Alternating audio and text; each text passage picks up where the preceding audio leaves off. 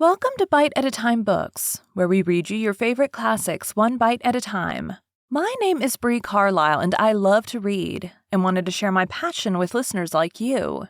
If you enjoy our show, be sure to follow us so you get all the new episodes. If you want to see exclusive behind the scenes of our show, join our Patreon. We would also love for you to drop us a rating on your favorite podcast platform, and share our show with your friends.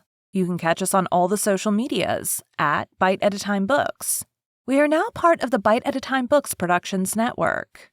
If you ever wondered what inspired your favorite classic novelists to write their stories, what was happening in their lives or the world at the time, check out Bite at a Time Books Behind the Story wherever you listen to podcasts. Today we will be continuing The Time Machine by H.G. Wells. 5. In the Golden Age. In another moment we were standing face to face, I and this fragile thing out of futurity. He came straight up to me and laughed into my eyes. The absence from his bearing of any sign of fear struck me at once. Then he turned to the two others who were following him and spoke to them in a strange and very sweet and liquid tongue. There were others coming, and presently a little group of perhaps 8 or 10 of these exquisite creatures were about me. One of them addressed me. It came into my head, oddly enough, that my voice was too harsh and deep for them. So I shook my head, and pointing to my ears, shook it again.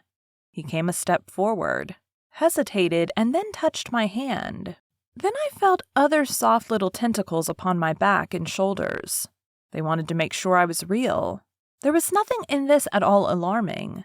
Indeed, there was something in these pretty little people that inspired confidence, a graceful gentleness, a certain childlike ease.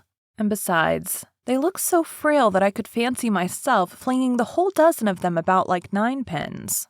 But I made a sudden motion to warn them when I saw their little pink hands feeling at the time machine. Happily then, when it was not too late, I thought of a danger I had hitherto forgotten, and reaching over in the bars of the machine, I unscrewed the little levers that would set it in motion, and put these in my pocket. Then I turned again to see what I could do in the way of communication. And then, looking more nearly into their features, I saw some further peculiarities in their Dresden china type of prettiness. Their hair, which was uniformly curly, came to a sharp end at the neck and cheek. There was not the faintest suggestion of it on the face, and their ears were singularly minute. The mouths were small, with bright red, rather thin lips, and the little chins ran to a point. The eyes were large and mild, and this may seem egotism on my part. I fancied even that there was a certain lack of the interest I might have expected in them, as they made no effort to communicate with me, but simply stood round me smiling and speaking in soft cooing notes to each other. I began the conversation. I pointed to the time machine and to myself. Then, hesitating for a moment how to express time, I pointed to the sun. At once a quaintly pretty little figure in checkered purple and white followed my gesture, and then astonished me by imitating the sound of thunder. For a moment I was staggered. Though the import of his gesture was plain enough, the question had come into my mind abruptly. Were these creatures fools? You may hardly understand how it took me. You see, I had always anticipated that the people of the year 800 and 2000 odd would be incredibly in front of us in knowledge, art, everything.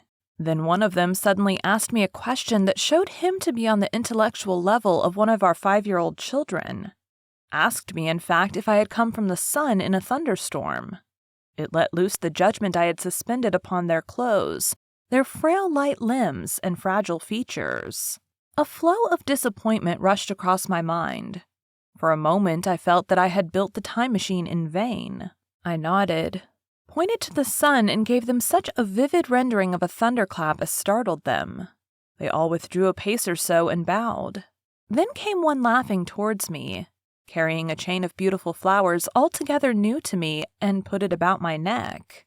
The idea was received with melodious applause, and presently they were all running to and fro for flowers, and laughingly flinging them upon me until I was almost smothered with blossom. You who have never seen the like can scarcely imagine what delicate and wonderful flowers countless years of culture had created. Then someone suggested that their plaything should be exhibited in the nearest building, and so I was led past the Sphinx of white marble, which had seemed to watch me all the while with a smile at my astonishment, towards a vast gray edifice of fretted stone. As I went with them, the memory of my confident anticipations of a profoundly grave and intellectual posterity came, with irresistible merriment, to my mind.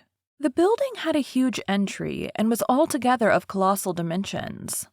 I was naturally most occupied with the growing crowd of little people, and with the big open portals that yawned before me, shadowy and mysterious. My general impression of the world I saw over their heads was a tangled waste of beautiful bushes and flowers, a long neglected and yet weedless garden. I saw a number of tall spikes and strange white flowers, measuring a foot perhaps across the spread of the waxen petals. They grew scattered, as if wild among the variegated shrubs, but, as I say, I did not examine them closely at this time.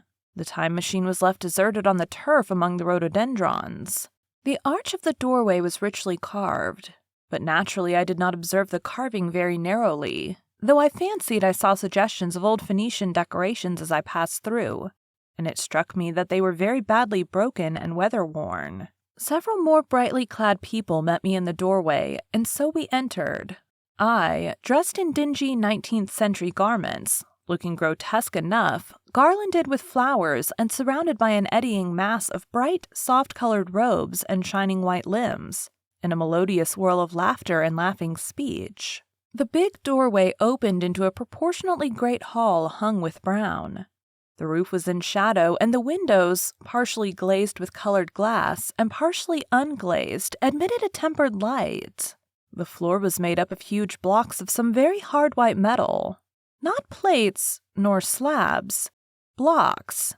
And it was so much worn, as I judged by the going to and fro of past generations, as to be deeply channeled along the more frequented ways. Traversed to the length were innumerable tables made of slabs of polished stone, raised, perhaps, a foot from the floor, and upon these were heaps of fruits. Some I recognized as a kind of hypertrophied raspberry and orange, but for the most part they were strange. Between the tables was scattered a great number of cushions. Upon these my conductors seated themselves, signing for me to do likewise. With a pretty absence of ceremony, they began to eat the fruit with their hands, flinging peels and stalks and so forth into the round openings in the sides of the tables. I was not loath to follow their example, for I felt thirsty and hungry. As I did so, I surveyed the hall at my leisure, and perhaps the thing that struck me most was its dilapidated look.